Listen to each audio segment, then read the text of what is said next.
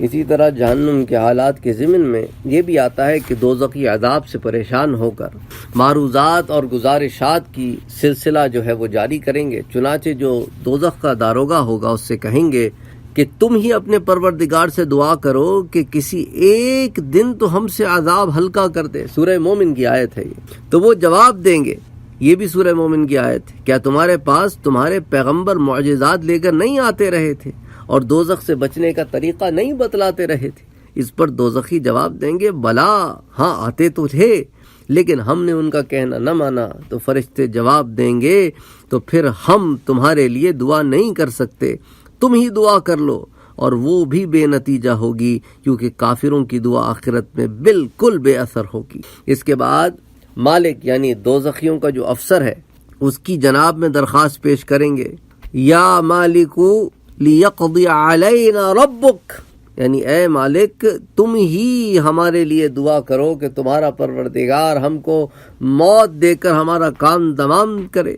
اور وہ جواب دیں گے، تم ہمیشہ اسی حال میں رہو گے، نہ نکلو گے نہ مرو گے۔ حضرت عامش رحمۃ اللہ علیہ فرماتے تھے کہ مجھے روایت پہنچی ہے کہ مالک علیہ السلام کے جواب اور دوزخیوں کی درخواست میں 1000 برس کی مدت کا فاصلہ ہوگا۔ اس کے بعد کہیں گے کہ آؤ اپنے رب سے براہ راست درخواست کریں اور اس سے دعا کریں، کیونکہ اس سے بڑھ کر کوئی نہیں۔ چنانچہ وہ عرض کریں گے، یہ سورہ مومنون کی آیت ہے کہ اے ہمارے رب، واقعی ہماری بدبختی نے ہم کو گھیر لیا اور ہم گمراہ لوگ تھے، اے ہمارے رب ہم کو اس سے نکال دیجئے، پھر ہم اگر دوبارہ ایسا کریں تو ہم بے شک قصوروار ہیں۔ اللہ عز و جل فرمائیں گے، اسی میں پھٹکارے ہوئے پڑے رہو اور مجھ سے بات نہ کرو۔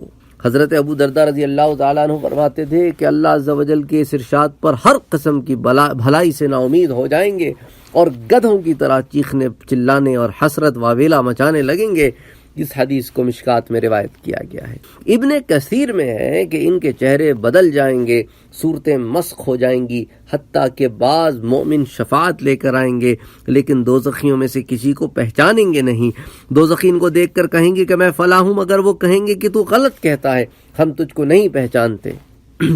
اخسؤوا فیہا کے جواب کے بعد دوزخ کے دروازے بند کر دیے جائیں گے، یعنی اخسؤوا فیہا یعنی کہ اس میں پھٹکارے ہوئے پڑے رہو۔ جب اللہ عز و جل فرمائیں گے کہ اس میں پھٹکارے ہوئے پڑے رہو تو اس کے بعد دوزخ کے دروازے بند کر دیے جائیں گے اور وہ اسی میں سڑتے رہیں گے۔